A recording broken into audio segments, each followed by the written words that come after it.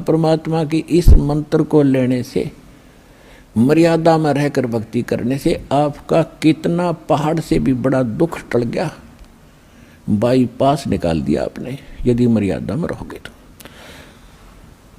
अब क्या कहते हैं परमात्मा के, सतगुरु के सजदे करूं कर्म छुटाए कोटि, और जो सतगुरु की निंदा करें उनके यम तोड़ेंगे होठ। कि ऐसे संत ने जो इतना उपकार किया, इतना निर्मल मार्ग, और ऐसे पहाड़ से भी भारी दुख जीव के बचा रहे हैं, और यहाँ इस जीवन में भी करोड़ पापों से आपको बचाया जा रहा है। बीड़ी मत पीना, शराब ना पीना, मांस मत खाना, भाई किसी की आत्मा ना दुखाना। अब आपको इतनी दया और ज्ञान होगा भगवान का, तो फिर आप इन पापों से बच के सारा दिन भगवान की भक्ति करते हो, ना बैठ के गप्पे मारो, किधर ताश खेलो, किधर राजनीतिक बतलाओ, किधर सिनेमा बाग फुड़वाओ बैठे बैठे। अब कितने बाईपास निकाल दिए, कितने कर्म छुटवा दिए आपके बुरे। कहते हैं सतगुरु के सजदा करूं कर्म छुटाए कोट, और ऐसे सतगुरु की जो निंदा करें फिर यम के दूत उनके होठ तोड़ेंगे, यानी ऐसा पीटेंगे कि तय लागो। होठ तो नाजुक होती है, कोई बालक ने धमकावे तो उठा पर ना मारा करे, एक आधा थप्पड़ चट्टू कमरे में मार ले। कहते वो होठ भी फूटेंगे तो नो सोच लो बेरहमी से पीटा गया वो। तो कहते वहाँ इतनी पिटाई होगी आपकी, ऐसे महापुरुष की जो निंदा भी करते हैं। और फिर क्या बताया है, सात समुद्र की मसी करूं लेखनी करूं बन राय, धरती का कागज करूं गुरु गुण लिख्यो न जाए। अब क्या गुण लिखेंगे उस ऐसे महापुरुष के, जिसने ऐसे संकट से बचा दिया। एक कुत्ते का जीवन लिखने लग जाओ, जन्म होते वो क्या खाना शुरू करता है, कहाँ रहता है, गर्मी कितनी जोर की धूप पड़ती है, बाहर बिलख रहा होता है, सर्दी पड़ गिरती है, ऊपर से वर्षा भी होने लग जाती है, और वहीं गींडली सी मार के इकट्ठा हो गए पड़ा पड़ा नौकर जाऊँ। अरे ये पहले आंटी पा गिरा था, मनुष्य बना हुआ जो भगवान कदे सोची भी कोई ना, यह भी बनेगी तेरे साथ। तो ऐसे दुखों से जिसने बचा दिया। और फिर खाना क्या खाता है, वो सूता उठते ही जाता है किसी, क्योंकि मैं कहा उसने रसोई में भोजन की, तो पहले द्वार में नो देखा, कोई देख तो नहीं रहा, फिर सीधा जाएगा रसोई की तरफ जहाँ महक आ रही है उसने। अब रसोई में कौन घुसने दे उसके, को लठ मारेगा, जो हाथ में आ गया वो ठोका पहले तो उसके। जो रसोई में घुसने की कोशिश करे, बाहर खड़ा रहे तुमको टूक मिल भी जा, पर इतनी उसमें संतोष नहीं रहता, भूखा मरा सूता सारी रात, तो कुर्राया बैठ के भोक्या भी। मतलब घर में जब जाता है वहाँ उसके भाग को जूत मिले टूक मिले, जब वहाँ भी लठ लाग गया तो फिर वो खखाट उठा है, बाहर जाता जंगल में। उसको पता है कि वो मार नहीं खाई जाएगी, फिर क्या खाता है, वो टट्टी खाता जा करके। ऐसी हालत हमारी होनी थी, और इस नाम से और इस भक्ति से और इस बंदी छोड़ की दया से आप इन सब से बाईपास निकल गए। तो कहते फिर क्या गुण लिखे इसे महापुरुष का, इसे भगवान का। सात समंदर की स्याही बना दूं इंक, और पूरी धरती का कागज बना लूं, सारे वृक्षों की कलम बना कर रख लूं, और फिर लिखने लग जाऊं, ये भी घिस जा, सातों समुद्र भी खत्म हो जा, पृथ्वी जितना बड़ा कागज भी थोड़ा पड़ जा, उस गुरु के गुण नहीं लिखे जा सकते।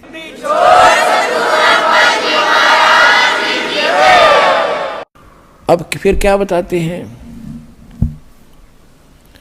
गुरु मानुष कर जानते ते नर कहीं है अंध, ओ है दुखी संसार में फिर आगे काढ़ के फंदे। कहते हैं ऐसे महापुरुष को एजे तुम मनुष्य ट्रीट करोगे तो लाभ नहीं मिलेगा। उसके लिए परमात्मा क्या कहते हैं कि गुरु गोविंद कर जानियो रहियो शब्द समाए, मिले जब दंडवत बंद की नहीं पल पल ध्यान लगावे। कि गुरु को परमात्मा जानकर आप व्यवहार करना। अपना तो एक सीधी सी बात है, जैसे ये दास परमात्मा ने भेज दिया, तो दास वो परमात्मा नहीं है जिसकी आपको चाह है। लेकिन इस दास को एज ए गॉड ना मानोगे, भगवान की तरह नहीं मानोगे, तो वो भगवान नहीं मिल सकता। अब जैसे एक गणित में एक प्रश्न आता है, उसमें मूलधन ज्ञात करना होता है, बाकी दर भी, टाइम भी, सारा कुछ दिया होता है। तो उस मूलधन तो अरबों खरबों में होता है, अरबों खरबों का अमाउंट कई करोड़ रुपए का होता है। तो उस कई करोड़ अरब खरब के मूलधन को जानने के लिए आपको मानना पड़ता है, सपोज मूलधन इज 100 रुपीज। जो मूलधन है वो 100 रुपये, मान लो मूलधन 100 रुपये मानकर हम सवाल निकाला करते, प्रॉब्लम हल करते थे। तो वो प्रश्न का हल ऐसे ही होगा, ना हो ही नहीं सकता। लेकिन वो 100 रुपये मूलधन नहीं है, लेकिन वो मानना पड़ेगा, तब उससे वो दर निकलेगी और उसके बाद फिर कैलकुलेशन करके हम निकालते हैं। वो ओरिजिनल मूलधन तब प्राप्त होता है, तब हम सफल होते हैं। इसी प्रकार आप जी ने इस दास को मानना पड़ेगा। मान लो रामपाल भगवान, रामपाल वो भगवान नहीं है।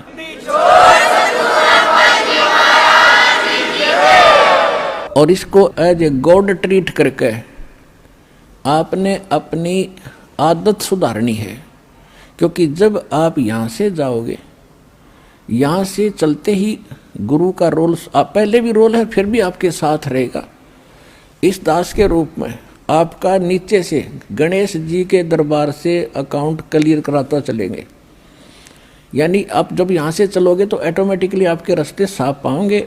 जैसे स्थान स्थान पर वो खड़े होते हैं, चौराहे पर सिपाही होते हैं ट्रैफिक को डाइवर्ट करने के लिए। ऐसे जब आप संसार छोड़ कर चलोगे, आपको आप बताते चलेंगे, आप इधर जाओ, आप इधर जाओ, तो आप गणेश जी के उसमें जाओगे। वहाँ जाते ही आपको क्लियरेंस चिट मिलेगी, अग जाइए जी, आप जाओ। क्योंकि आपकी भक्ति ऐसी बन जाएगी, उनसे आप ऋण मुक्त होते चले जाओगे। फिर आओगे स्वाद चक्र में, यानी सावित्री ब्रह्मा के दरबार में, तो वहाँ भी आपको क्लियर चिट मिलेगी, आप जाओ जी, आप काम पूरा। क्योंकि परमात्मा पहले करवा के जा चुका होगा इस दास के रूप में। और फिर आगे जाके बैठ जाता त्रिकुटी के ऊपर, जहाँ मालिक का यहाँ इस ब्रह्मांड में एक मूल स्थान है, ऑफिस है, कार्यालय है। जैसे प्रत्येक देश में प्रत्येक देश का एक राजदूत भवन होता है, तो इस दास के रूप में आपको परमात्मा उस त्रिकुटी पर मिलेगा। तो फिर आप जाओगे नाभि कमल में। नाभि कमल में विष्णु और लक्ष्मी जी का दरबार है। वहाँ आपको फिर वहाँ से अकाउंट क्लियर लेना पड़ेगा, वो भी चिट आपको तैयार मिलेगी, नो ड्यू सर्टिफिकेट। फिर आप आओगे हृदय कमल में, पार्वती और शिव का जो दरबार है, फिर वहाँ से आप चलोगे। और फिर आओगे आप कंठ कमल में, दुर्गा का स्थान, वहाँ से भी आपको क्लियर चिट मिलेगी। फिर आप पहुँचोगे त्रिकुटी पर। त्रिकुटी पर जाकर के फिर 3 रास्ते बन जाते हैं, उसको त्रिवेणी बोलते हैं। इन्हें कख भी नहीं पता त्रिकुटी पर। ये राधा स्वामी वाले कहते हैं हमने कोई जरूरत नहीं वेद ग्रंथों का, किसी को हम नीचे के भगवानों से हमने कोई लेना देना नहीं, हम तो सीधे त्रिकुटी में ध्यान लगाते हैं। त्रिकुटी को बरवाड़ा का बस स्टैंड है, वहीं पहुंच जाओगे त्रिकुटी पे। वाह भाई वाह। त्रिकुटी तक पहुंचने के लिए बहुत जोर लगेगा तुम्हारा, 100 जन्म नहीं पहुंच सकते। साधनाओं से 5 काल नाम के जानो, 5 काल के नाम जाप करते हो, साधना कोई है नहीं, गुरु तुम्हारे है ही नहीं। क्योंकि जो राधा स्वामी के मुखिया थे शिवदयाल जी, उसका कोई गुरु नहीं, और वो भूत बनकर अपनी शिष्या में बोल रहा है। जैसे हम भूत बोलते हैं यहाँ पर, आप देख लो किस किस के अंदर बातें करते, ऐसा वो बातें कर रहा है वहाँ पर।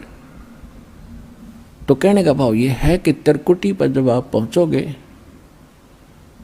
तो वहाँ इस दास के रूप में परमात्मा मिलेंगे। और जैसा व्यवहार विचार आपका यहाँ है और जो डिमांड आप यहाँ लेकर मर रहे हो, तो वहाँ जाके फिर नहीं मांगोगे कोठी चाहिए जी, कार बन जा, तो परमात्मा कहें जाते नीचे तू कार कोठी ले, वापस भेज देंगे। तो ये भी आपकी इच्छा यहाँ से इसलिए हटाई जाती है कि केवल ये मांगो, साई इतना दीजियो जा मैं कुटुम्ब समावे, हम भी भूखे न रहे अतिथि न भूख हो जावे। बता फिर क्या रहेगा मांगने। कुटुंब समान का अर्थ है परिवार की रिक्वायरमेंट ऑफ द फैमिली। अब रिक्वायरमेंट अगर आपने कोई मोटरसाइकिल की आवश्यकता है तो वो भी देगा भगवान, अवश्य देगा। अगर आपको कार की आवश्यकता तो कार भी देगा, ये गारंटीड समझ लेना। अब जिसने जाना है खेत में और वापस आना, बताओ वो क्या करेगा हेलीकॉप्टर का? वो तो मतलब की बकवाद कर रहा है। और फिर कहने भाव ये मान ले कार मिल गई जब के कौन सा तो देवता बन गया, निर्धन भक्ति कर रहा है, मजदूर भक्ति कर रहा है। भक्ति भगवान को प्यारी है, भगत भगवान को प्यारा है, तो भक्ति करनी पड़ेगी। किसी ने सुविधा है ऐसे जाने में तो वो कोई दिक्कत नहीं, वो ले लो, वो दे देगा। लेकिन एक मजदूर ने कहा मैंने कार चाहिए, बता कार ने शर्मा मारा, कसी उठा के तेरे जाके वहाँ खड्डा खोदना, कार ने क्या करेगा? हाँ, भक्ति दोनों ही करोगे, दोनों ही मुक्त होंगे। एक भक्ति दोनों ही सफल होगे, वो कार में घूमने भी सफल होगा और मजदूर भी को भी वही पद मिलेगा जो उस कार में बैठे हुए को मिलेगा। तो हमने तो वो चाहना है, यहाँ की वस्तु चाहिए नहीं आपको। तो इस प्रकार जब इस तरह की भावना आपकी हट जाएंगी तो वहाँ त्रिकुटी पर एग्जाम होगा आपका। जैसा व्यवहार जैसा विचार आपका यहाँ इस दास के प्रति है, भगवान देखता रहता है। कहते मौला बैठा मोरचे और देखे जन की भेड़, दवा 10 कोट जम किंकर तहाँ एक नाम की खेड़। अब जैसे यहाँ आपको तरीके बताए जाते हैं, उदाहरण और एग्जाम्पल दे दे के, कथा सुना के, कि परमात्मा जब तपस्या पर आए काल के इस लोक में, तो धर्मदास जी को परमात्मा बता रहे हैं कि जब मैंने उस काल को ये कहा, परमेश्वर कबीर जी बता रहे हैं कि जब मैंने उस काल को ये कहा कि मैं नीचे जाऊंगा और सब जीवों को बताऊंगा तो भगवान नहीं है, और सब गलत मंत्र जाप कर रहे हैं, उनको यथार्थ ज्ञान दूंगा, यथार्थ मंत्र दूंगा और सब जीवों को पार करके सतलोक ले जाऊंगा, तो इन्हें बहुत दुखी कर दिया इनको, भगवान की आत्माओं को। तब वो काल इतना ताकतवर है कि मेरे ऊपर झपट्टा मारा मारने के लिए, तो मैंने सतनाम का जाप शुरू कर दिया। और जो ही मैंने सिमरण किया श्वास से, ऐसे गिर गया जैसे पक्षी की पांख कट जाती है। तो कहने का भाव ये है कि जब आप पर कोई आपत्ति आती है, प्रथम मंत्र मिला है तो उसका सिमरण कर दिए शुरू, और मिला है सतनाम तो सतनाम का सिमरण शुरू कर दीजिए। सारनाम मिला है तो वो तो कहना है क्या है, वो सिमरण कर दिए। तो तीनों ही एक जैसा प्रोटेक्शन करेंगे यहाँ की आपदाओं में। तो यहाँ परमात्मा हमें बताना चाह रहे हैं कि जब कोई भी आपत्ति आवे तो अपने श्वास का सिमरण आपने शुरू कर देना चाहिए। जैसे मौला बैठा मोरचे और देखे जन की भेड़, भेड़ माने भिड़ंत, यानी किस तरीके से ये लड़ता है। जैसे एक सैनिक है और उसके पास बंदूक है, गन है, अब वो गन न छोड़ के और पत्थर ठाको मारने चल रहे तो किसा क्या कल है उसके अंदर। तो आपको ये नाम की एक बंदूक दे रखी है, हथियार दे रखा है इस काल के दूतों के साथ लड़ने के लिए। अब जब आपके ऊपर आपत्ति आती है, यम के दूत आते हैं, तो गरीबदास जी ने लिखा है कि वो परमात्मा आपकी हर गतिविधि देखता भक्त की, और आपको ये भी देखता है कि वो किस तरह से उनसे निपटेगा काल के दूतों से। कहते इन 4 दूतों की तो बात ही छोड़ो जो तुम्हें लेने आते हैं। अगर 12 करोड़ यम के दूत सामने खड़े हों और आपने एक सिमरण कर दिया, वो 12 करोड़ न्यों पड़ेंगे, जाके एक दूसरे के ऊपर उछलते भागते नजर आओगे, नो मैदान साफ कर जाएंगे। अब कहते हैं मौला बैठा मोरचे, मौला माने वो परमात्मा, मौला बैठा मोरचे देखे जन की भेड़। जो मोर्चे में भक्त बैठा है, यानी मोर्चा है हमारा काल का ही, उसके साथ हम लड़ रहे हैं, संघर्ष कर रहे हैं, भक्ति कर रहे हैं, सिमरण कर रहे हैं। और कहते हैं जैसे आपत्ति आती है उस समय अपना सिमरण शुरू करो दाता का, सब बातें भूल के। और वहाँ नो का हरी माँ मर गया बचाइए तो कहेगा भगत है वो। तो परमात्मा ये देखता है कि वहाँ आप कौन सा फार्मूला अपनाओगे, तो वो तरीके आपको यहाँ बताए जाते हैं। तो वहाँ एग्जाम होगा त्रिकुटी बजा का आपका। तो यहाँ परमात्मा कहते मौला बैठा मोरचा देखे जन की भेड़, आपकी लड़ाई देखता है, भिड़ंत देखता है, यो कैसे मुकाबला करता है। बंदूक धर के पत्थर ठाता है या बंदूक दिखावा है, तो फिर आधा फर्क पड़ जाए। बंदूक दिखाते हैं तो नाम के सिमरण से संकट टलेंगे। और कहते हैं 12 कोट दम किंकर जहाँ, 12 दूत यम के दूत सारे के सारे आपके सामने आ जाओ और एक नाम की खेड़, खेड़ माने टक्कर न मारा सब गिरता चला तगड़ा आदमी होता है। तो ऐसे वो मंत्र की इतनी जबरदस्त शक्ति है, क्योंकि ये ज्ञान जो बोला गया था सिंपल और अनएजुकेटेड व्यक्ति थे उनको सिंपल लैंग्वेज में समझाना था। तो वो परमात्मा आपकी बढ़ंत यानी आपकी एक्सरसाइज देखता है कैसे कर रहा है। तो वो जैसे इस दास के साथ आप व्यवहार जैसे आप यहाँ डिमांड करते हो, तो धीरे धीरे देखो प्रथम बार को भक्त आता है उसको तो कंपल्सरी है, वो तो मांग गएगा और ये भगवान देगा ही देगा। इसके घर में कोई घाटा है कोई नहीं। ज्ञान इसलिए दिया जाता है कि तू क्या मांग रहा है उतना मांग ले जितनी तुझे जरूरत है, और बाकी भगवान पर छोड़। उसने क्या पता मेरे बच्चे को क्या आगे आवश्यकता है, आगे तैयार खड़ा पाओगा आपका, आपसे पहले खड़ा मिलेगा। इसको किस चीज की आवश्यकता है।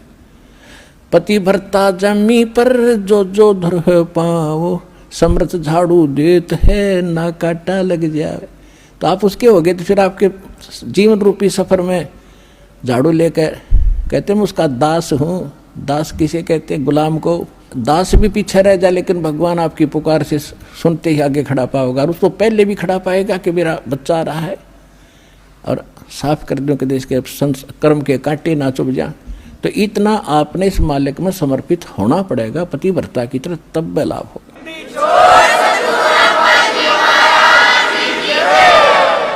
जब आप त्रिकुटी पर पहुंचोगे, अब जैसा भाव आपका यहाँ है, जैसे सोपन में भी फिर ऐसा ही करते हैं, जैसा आप अपने जागृत जीवन में कर रहे हो दिन में, ऐसा ही आपका फिर सोपन होगा। दिन में कोई केले बेचे रेडी लगा के बाजार में, वो करता ले 10 के 20, 10 के 20, 10 के 20, 8 के 20, 8 के 20, ऐसा नहीं मिलेगा। तो सपने में फिर वो नहीं बोलेगा ले लो 10 के 20, 10 के 20। तो अब जैसा रिहर्सल आप यहाँ कर रहे हो, जब आपकी मृत्यु होगी आपको सोपन होगा, और उस सोपन में आप जो यहाँ कर रहे हो वही वहाँ बोलोगे जाके भगवान के दरबार में, भगवान के सामने। तो इसलिए पहले देखो, ये तो मालिक है, आपको टाइम देगा पूरा, आपकी उम्र बढ़ाओगा जब भक्ति नीत रखोगे तो, और तब तक आपकी यहाँ की संसारिक सुविधा भी सारी सेट कर देगा, क्योंकि उसको मालूम है ये जीव है और कितना ज्ञान सुना ले। अब सीधी सी बात है, जब तक पैर में काटा है इतना कितनी सलाह दे ले जूता पहन ले, जूता पहन ले, कतई नहीं पहन सकता। वो तो काटा निकालना ही पड़ेगा जब जूता पुराना है। तो ये दास आपसे भक्ति करावेगा तो आपके ये कर्म के काटे ये दुख जरूर दूर करेगा, ये गारंटी समझे।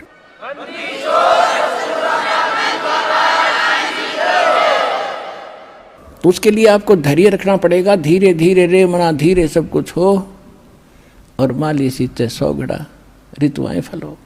फिर गुरु मानुष कर जानते ते नर कहीं है अंध, ओहे दुखी संसार में फिर आगे काल के फंद। परमात्मा आपको त्रिकुटी में मिलेंगे, वहाँ जाते ही आप समर्पित हो, जैसे दंडोत करोगे तो देखोगे मुँह की तरफ, और परमात्मा जिधर जाएंगे आप पीछे पीछे वहीं भाग लोगे, वहीं साथ जाओगे। तो वहाँ आपको धर्मराज के दरबार में ले जाया जाएगा, गेल जाएंगे दत्ता साथ में इस दास के रूप में। भाई कर ले गुरु वकील मुकदमा भारी है।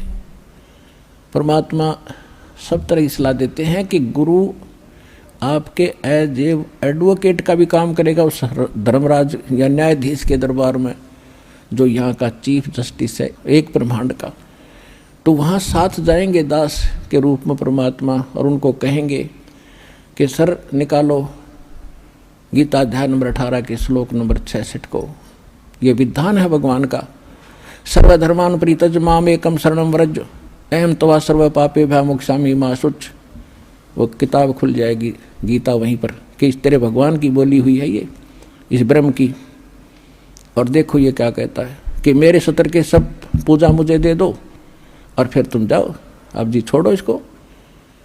ये ओम नाम का जाप जो सतनाम में जो सेकंड मंत्र जो आपको दिया जाता है, उसमें प्रथम जो मंत्र है सतनाम 2 अक्षर का है, जो पहला अक्षर का मंत्र है ये ब्रह्म का है ओम।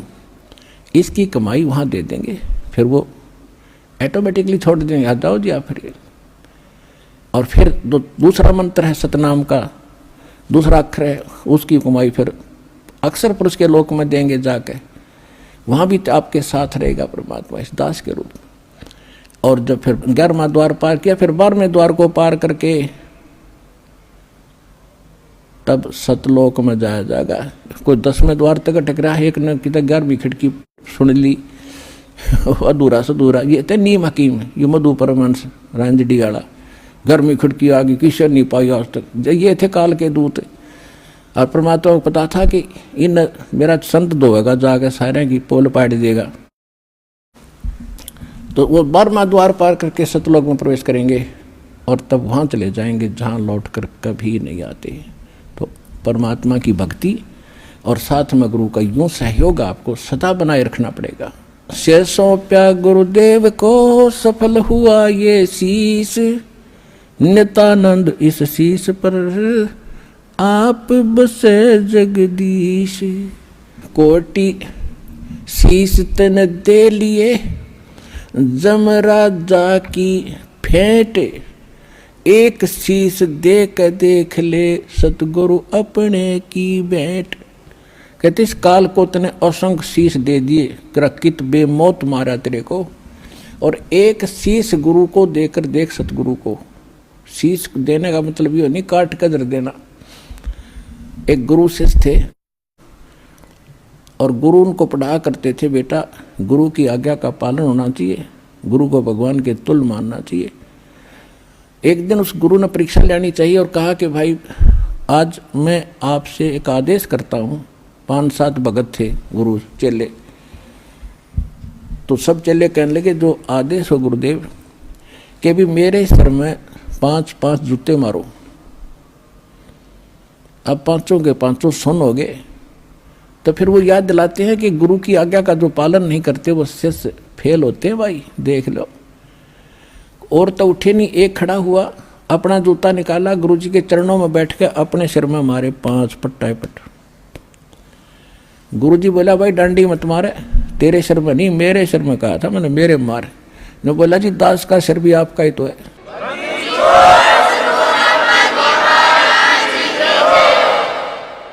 तो उस विवेकशील चेले ने कहा जी ये दास का शीश भी तो आपका ही है। तो कहने का भाव ये, आपने ऐसे समर्पित और विवेक से होना पड़ेगा, तब गुरु बिना आपका मोक्ष नहीं। और गुरु आपको मिल गया, आप कल्याण कराओ, अपने परिवार को लाओ और जहाँ तक संभव हो सके इस ज्ञान को फैलाओ। बहुत बड़ा परोपकार होगा आपको, विश्व का कल्याण होगा। बोलो सतगुरुदेव।